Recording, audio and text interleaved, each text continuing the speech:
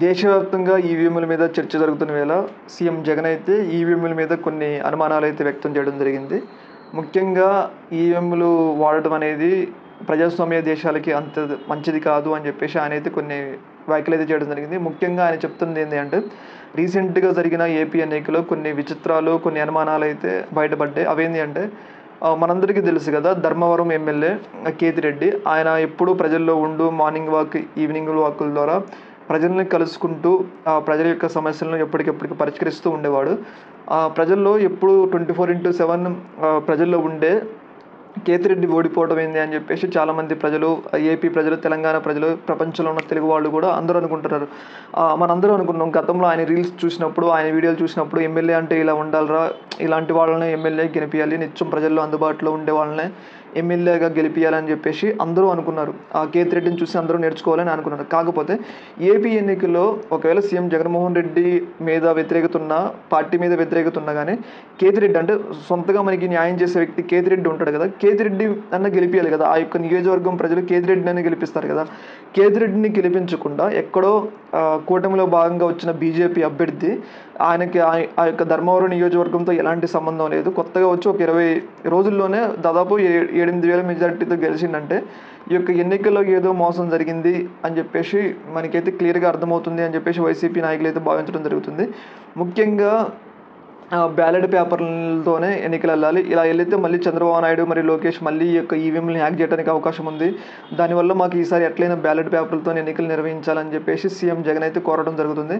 ముఖ్యంగా ఏపీలో ఉన్న చాలామంది ప్రజలు ఎస్సీ, ఎస్టీ, బీసీ పీపుల్ కానీ సీఎం జగన్మోహన్ రెడ్డి వైపే ఉన్నారని చెప్పేసి అన్ని సర్వేలు కూడా చెప్పడం జరిగింది. ఎందుకంటే ఆయన ఎన్నికల ప్రచారంలో నా ఎస్టీ, నా బీసీ, నా మైనారిటీ అని ఆయన ప్రచారంలో భాగంగా వెళ్ళడం జరిగింది. అలాంటి సందర్భంలో ఆయన వైపు ఈ యొక్క వర్గాలన్నీ మళ్ళటానికి ఛాన్స్ ఉంది. ఇంకొక విషయం ఏంటంటే మనందరికీ తెలుసు కదా, బీజేపీతో టీడీపీ పొత్తు అయితే పెట్టుకోవడం జరిగింది. ఈ యొక్క పొత్తు పెట్టుకోవడం వల్ల అందరూ ఏమని భావించారంటే రాయలసీమ జిల్లాలో ఉన్న ముస్లింలు అందరూ వన్ సైడెడ్‌గా సీఎం జగన్‌కు ఓటేస్తారు.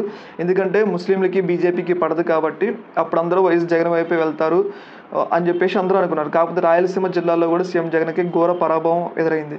ఈ యొక్క పరిస్థితులన్నిటిని చూసుకుంటే దాదాపు 4 పార్లమెంటు స్థానాలు గెలుచుకున్న వైసీపీ ఓన్లీ 11 అసెంబ్లీ స్థానాలు గెలుచుకోవడం ఏంది అని చెప్పేసి అయితే రకరకాలుగా అనుమానాలు అయితే వ్యక్తమవుతున్నాయి. ముఖ్యంగా కొత్తగా వచ్చిన అభ్యర్థులు, బీజేపీ అభ్యర్థులు, జనసేన 21 సీట్లు గెలుచుకోవడం, వీటన్నిటి పరిణామాలు చూస్తుంటే ఈవీఎంలలో ఏదో జరిగింది, చంద్రబాబు నాయుడు, లోకేష్ ఏదో చేశారు అని చెప్పేసి వైసీపీ నాయకులు అభిప్రాయపడుతున్నారు. ఈ యొక్క సర్వే, ఆరామస్థాన్ సర్వే కానీ, ఈవెన్ కేంద్రానికి సంబంధించిన సర్వేలు కానీ, నేషనల్ మీడియా సర్వేలే కానీ వైసీపీ ఓడిపోతుంది అన్నా కానీ వాళ్ళు ఒక ఫిగర్ని అయితే చెప్పారు. మినిమం 50-60 సీట్లు వైసీపీ గెలుస్తుంది, తర్వాత కూటమి ఈ సీట్లతో గెలుస్తుంది అని చెప్పేసి ప్రతి ఒక్క సర్వే కూడా అదే చెప్పింది.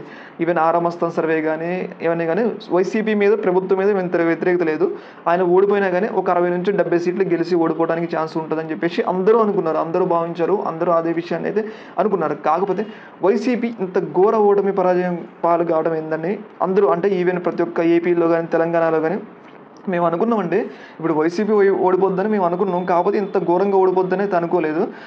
కాకపోతే ఇక్కడ ఏదో జరిగింది అన్న అనుమానాలు అయితే వ్యక్తమవుతున్నాయి. ఎందుకంటే ఇప్పుడు 150 స్థానాలు గెలుచుకున్న పార్టీ ఇప్పుడు మినిమం ఒక 20 స్థానాలు, 30 స్థానాలన్నా గెలుచుకోదా వ్యతిరేకత. ఇప్పుడు 2019 ఉంది అనుకోండి, అప్పుడు చంద్రబాబు నాయుడు మీద ప్రభుత్వ వ్యతిరేకత ఉంది, ఓకే ఉందనుకుందాం. కాకపోతే ఆయన 23 సీట్లన్నా గెలుచుకున్నాడు కదా, అప్పుడు మినిమం ఒక 23 సీట్లన్నా గెలుచుకున్నాడు కదా. ఇప్పుడు ఆయనతో పోల్చుకుంటే సీఎం జగన్ ఎంతో మంచి చేసిండు, కొద్ది గొప్ప మంచి చేసిండు ప్రజలకి. అలాంటప్పుడు కొంచెమన్నా ఒక 20-30 సీట్ల కన్నా జగన్‌ని పరిమితం చేసేటోళ్ళు మరి ఇంత ఘోరంగా 11 సీట్లకే పరిమితం చేయరు కదా అని చెప్పేసి కొన్ని అనుమానాలు అయితే ఈవీఎంల మీద వ్యక్తమవుతున్నాయి. రకరకాలుగా ఇప్పుడు వస్తున్న సర్వేలు ఈవీఎంల మీద డౌట్లు కానీ, ముంబైకి సంబంధించిన 48 ఓట్లతో గెలవడం కానీ, రీసెంట్‌గా